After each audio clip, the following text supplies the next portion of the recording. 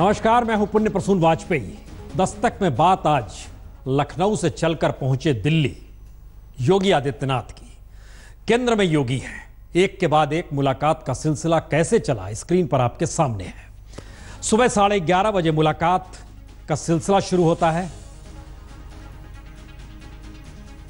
दूसरी मुलाकात 12:10 पर प्रधानमंत्री से होती है। तीसरी मुलाकात दोपहर 12:40 पर गृहमंत्री राजनाथ सिंह से होती है।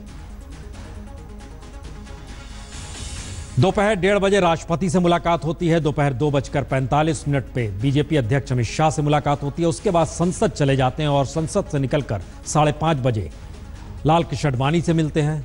फिर 5:45 में वेंकैया नायडू से मिलते हैं। वहां से निकलकर सुषमा स्वराज से मुलाकात करते हैं और सिलसिला का यह सिलसिला बतलाता है कि दरअसल क्या वाकई केंद्र में योगी हैं। इस बात का जिक्र आज इसलिए क्योंकि सुप्रीम कोर्ट ने कहा मंदिर मुद्दा है, बाहरी सुलझाइए, और सियासी तौर पर देश में शहनाई बज उठी।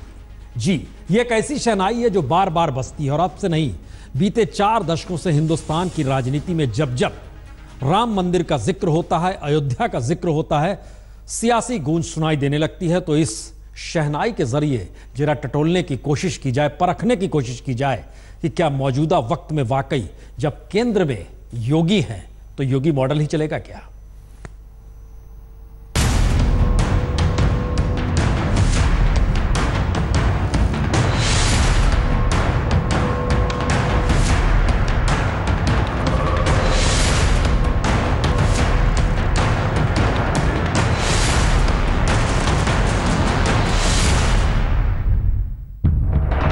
कट्टर हिंदुत्व की छवि नरेंद्र मोदी तोड़ चुके हैं। कट्टर हिंदुत्व की छवि योगी आदित्यनाथ की बरकरार है और संयोग से राम मंदिर निर्माण पर अदालत से बाहर सहमति का सुझाव देकर सुप्रीम कोर्ट ने मोदी योगी की तरफ देश को देखने के लिए मजबूर तो कर ही दिया है। मोदी के आसरे गुजरात को हिंदुत्व के मॉडल के तौर पर एक वक्त देश देख चुका है और योगी के आसरे यूपी का हिंदुत्व मॉडल क्या होगा, इसका इंतजार देश कर रहा है।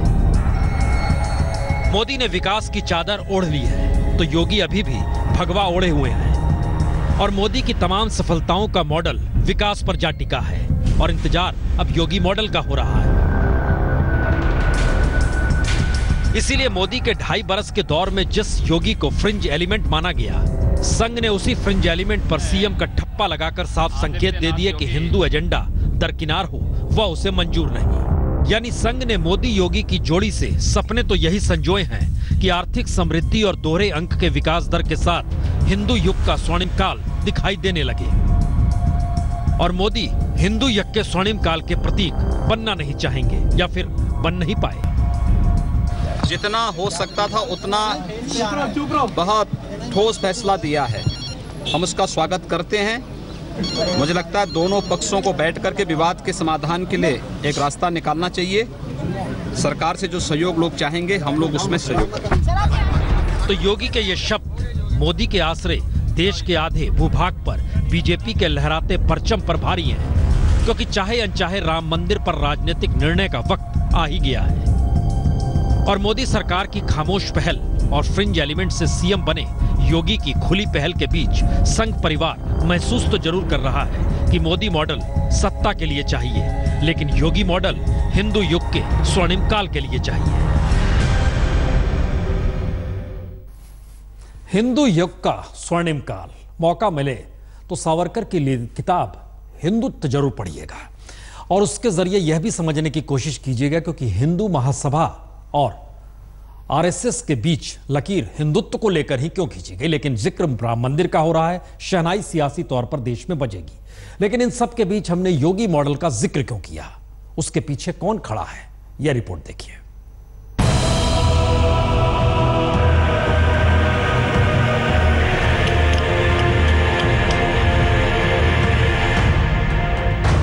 (1992) में ढांचा तोड़ दिया गया। अब केंद्र में अपनी सरकार है। सुप्रीम कोर्ट का फैसला हमारे पक्ष में आ जाए तो भी प्रदेश में मुलायम या मायावती की सरकार रहते राम जन्मभूमि मंदिर नहीं बन पाएगा। इसके लिए हमें योगी आदित्यनाथ को मुख्यमंत्री बनाना होगा। 2 मार्च 2016।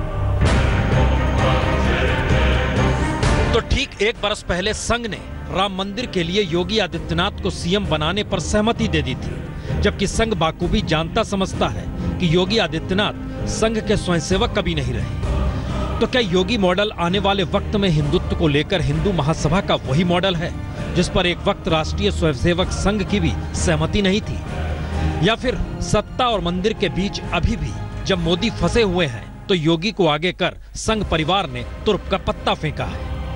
ये सवाल इसलिए क्योंकि राम मंदिर का सवाल हिंदू महासभा ने पहले उठाया था। गोरक्षपीठ के पूर्व महंत दिग्विजय नाथ ने 1949 में ही राम जन्मभूमि का सवाल उठाया और आरएसएस ने 1964 में विश्व हिंदू परिषद को बनाकर उसी के जरिए हिंदुत्व के सवाल उठाने शुरू किए। और सच यही है कि जिस दौर में हिंदू महासभा के सदस्य बकायदा भारतीय रामायण महासभा के बैनर तले राम मंदिर का सवाल उठा रहे थे, तब संघ परिवार की सक्रियता उतनी तीखी नहीं थी जितनी हिंदू महासभा की उस दौर में थी। और दिग्विजय नाथ के निधन के बाद उनके शिष्य और आदित्यनाथ के गुरु अवैधनाथ ने आंदोलन को आगे बढ़ाया। विश्व हिंदू परिषद की 1989 की धर्म संसद में अवैधनाथ के भाषण ने ही इस आंदोलन का आधार भी तैयार किया था, जिसके बाद महंत अवैधनाथ बीजेपी में शामिल हुए। और राम मंदिर आंदोलन में अवैधनाथ की भूमिका का अंदाजा लेब्राहन आयोग की उस रिपोर्ट से भी लगाया जा सकता है, जिस रिपोर्ट में ये बाकायदा लिखा गया कि पर्याप्त मात्रा में पुख्ता सबूत दर्ज हैं कि उमा भारती, साध्वी ऋतंबरा, परमहंस रामचंद्र दास, आचार्य धर्मेंद्र देव, बीएल शर्मा और महेंद्र अवैधनाथ आदि ने भड़काऊ भाषण दिए।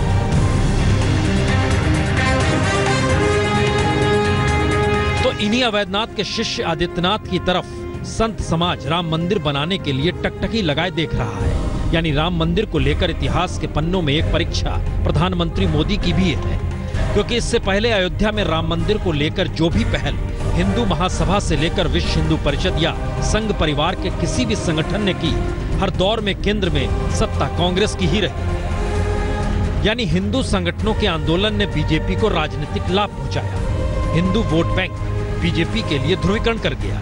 लेकिन अब बीजेपी की सरकार के वक्त हिंदू संगठनों को निर्णय लेना है, संघ को निर्णय लेना है और बीजेपी को भी राजनीतिक नफे नुकसान को तौलना है, क्योंकि दोनों तरफ बीजेपी ही खड़ी है और राष्ट्रीय स्वयंसेवक संघ को मोदी नहीं राम मंदिर के लिए योगी भा रहे हैं।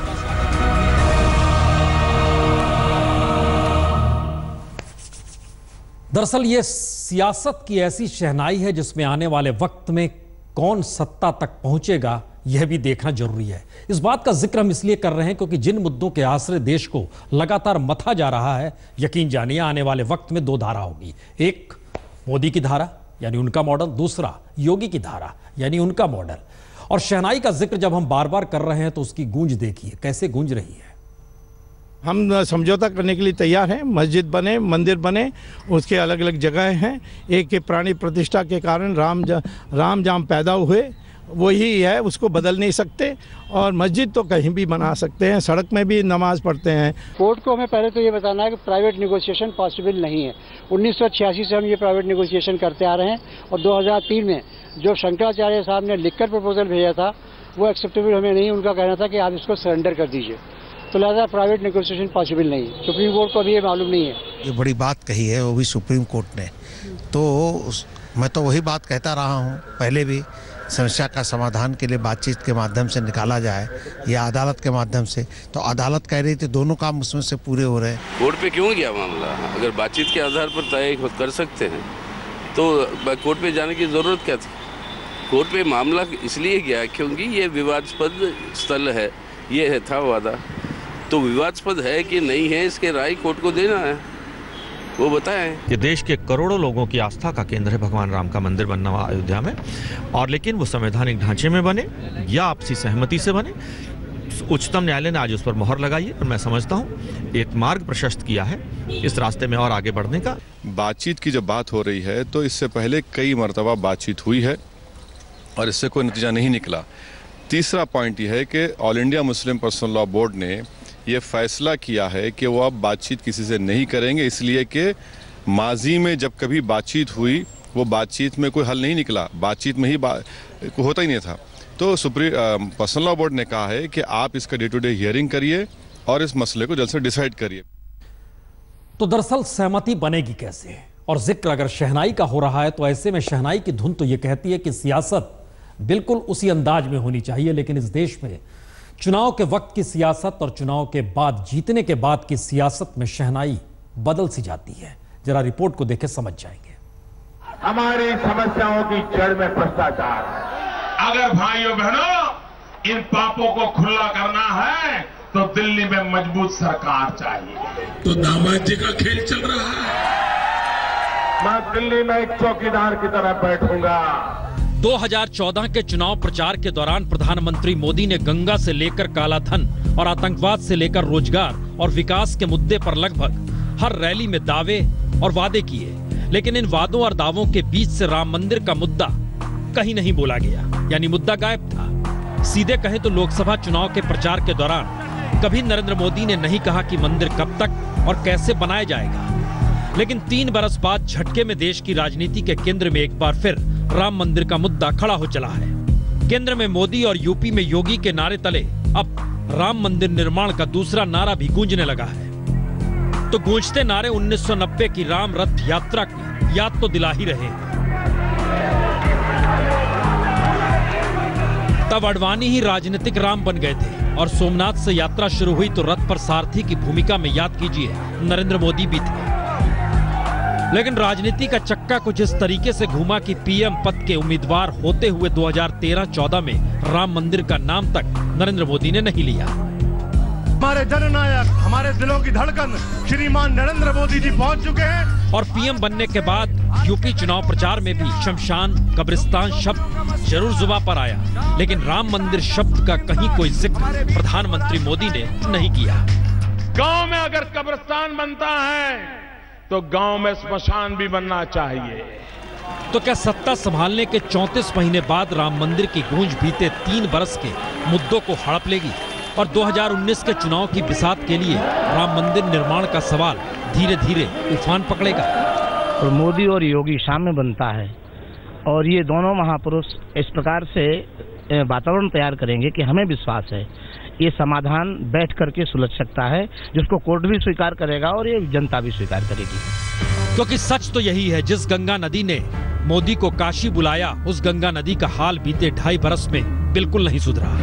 और कल उत्तराखंड हाईकोर्ट ने राज्य और केंद्र सरकार को फटकार भी लगाई और कहा भी कि लुप्त होती सरस्वती को खोजने के लिए सरकारों ने बहुत कोशिशें की, लेकिन गंगा के लिए कुछ नहीं किया।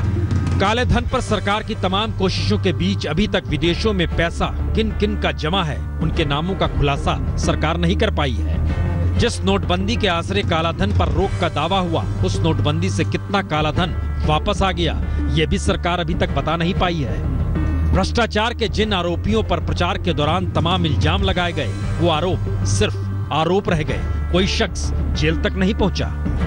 आतंकवाद की घटनाओं में कमी आई नहीं, सर्जिकल स्ट्राइक के बावजूद आतंकी घटनाएं कम हुई नहीं। पाकिस्तान से भारत के संबंध पटरी पर आ नहीं रहे और चीन से भी संबंध डामाडोल हो चले हैं। 24 घंटे पहले ही दलाई लामा के भारत में कार्यक्रम पर चीन ने खुला एतराज तक जता दिया।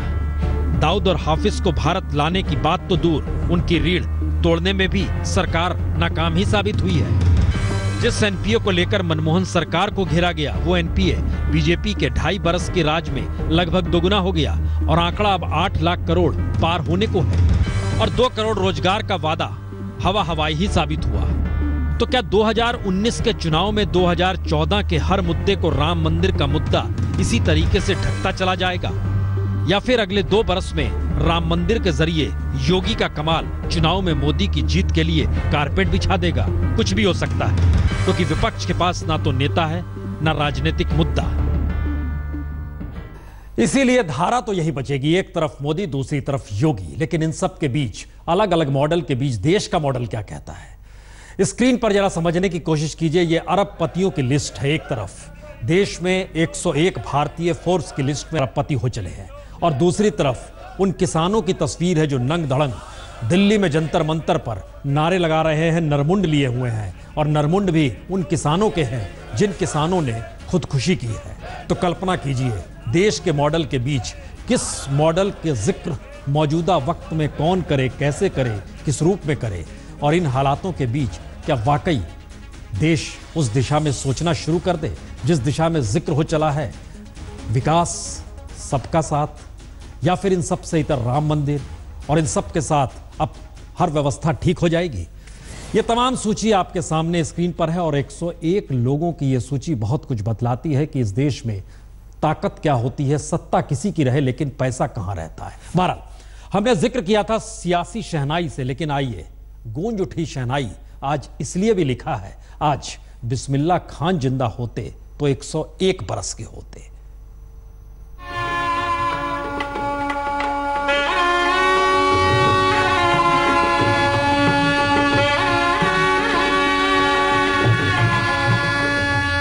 शहनाई को दायरे में बांधा नहीं जा सकता और बात जब बिस्मिल्लाह खां की हो रही हो तो फिर सारे दायरे खुद ब खुद टूट ही जाएंगे।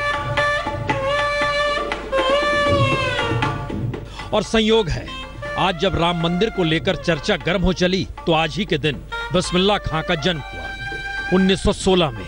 वह दौर तो आजादी के संघर्ष का था, लेकिन अब आजाद भारत में बिस्मिल्लाह खां की जरूरत पहले से कहीं ज्यादा हो चली है। ताउम्र बाबा विश्वनाथ की मंदिर की चौखट पर शहनाई भी बजाई और मुहर्रम में नंगे पांव जुलूस की अगुवाई करते हुए, शहनाई बजाते हुए, आंखों से टपकते आंसू के साथ चलते हुए भी नजर आए।